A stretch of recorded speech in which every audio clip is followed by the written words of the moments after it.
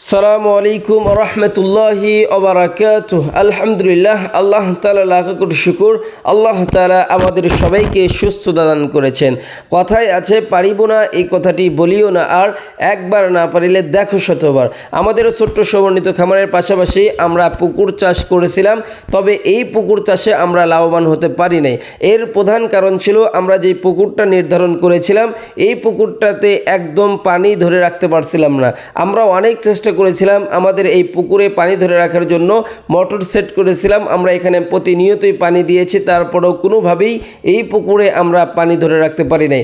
এই জন্যই আমরা শেষমেশ সিদ্ধান্ত নিয়ে থাকি এই পুকুরের সমস্ত মাছ আমরা বিক্রি করে দিই, সেটা আপনাদের সাথে শেয়ার করেছি। আমরা যে প্রত্যেকটা কাজেই সফলতা পাবো এবং আমাদের প্রত্যেকটা কাজেই যেন আমরা লাভবান হব, বিষয়টা এরকম না। আমাদের অনেক কাজ কিন্তু অনেক ক্ষতি হয়ে যায়, কিন্তু সেখান থেকে আমাদের শিক্ষা নিয়ে সামনের দিকে এগোতে হবে।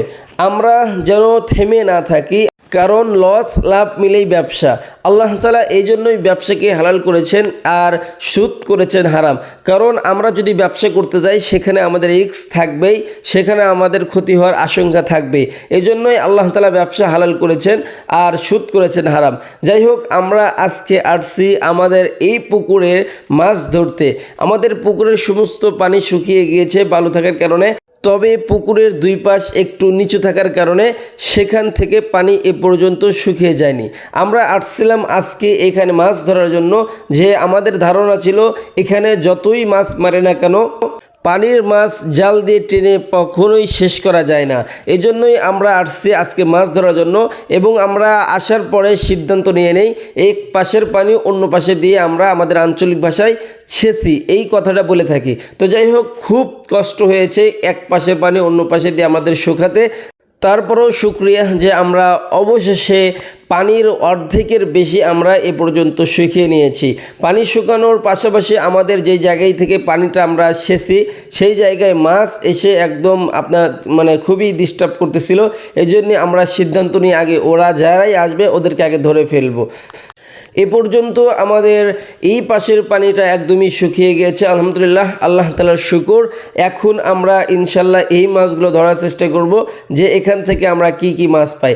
এখানে যে আমরা যে দেশি মাছগুলো পাবো সেটার আশা ছিল, ইনশাল্লাহ সেগুলো আমরা অলরেডি অনেক মাছই পেয়েছি। যদিও এইভাবে পানি শেষে অনেক দিন পরে মাছ ধরলাম, কষ্ট অনেক বেশি হয়েছে, তারপরও অনেকটা ছোটোবেলার স্মৃতি আমার মনে পড়ে গেল।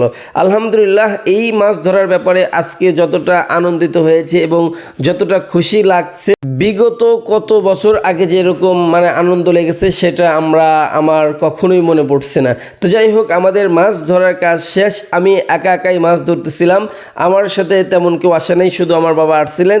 এক পাশ থেকে প্রায় আমাদের মাছ ধরা শেষ হয়ে গিয়েছে। এর মধ্যেই এই পুকুর পাড়ের যেই সমস্ত বাড়িগুলো ছিল ওইখান থেকে 3টা ছেলে চলে আসছে, এবং ওদের মাছ ধরার দৃশ্যটা দেখে অনেকটা আনন্দিত হয়, এবং এটা আসলে দেখার মতো ছিল। এবং ছোটোবেলার কথাগুলো মনে পড়ে গেল, যে আসলে কাদামাটি পেলে ছেলেরা যে ধরনের আনন্দ করে সেটা আসলে কল্পনার বাইরে। এখন যে দৃশ্যটা দেখতেছেন এটা অনেকটা আনন্দের, এবং আমি বসে বসে ওদের ভিডিও করছিলাম এবং আমি নিজেও খুবই আনন্দ হচ্ছিলাম। এক পাশের পানি আমরা শুকিয়ে দিয়ে এই পাশে নিয়ে আসছিলাম, আর এখন এই পাশ থেকে পানি আমরা এই পাশে নিয়ে নিব। তো যাই হোক, এই পাশেও অনেক আমরা মাছ পেয়েছি আলহামদুলিল্লাহ, আল্লাহ তাআলার শুকর। তো আজকের মাছ ধরার দৃশ্যগুলো আমাদের এইভাবেই কেটে যায়।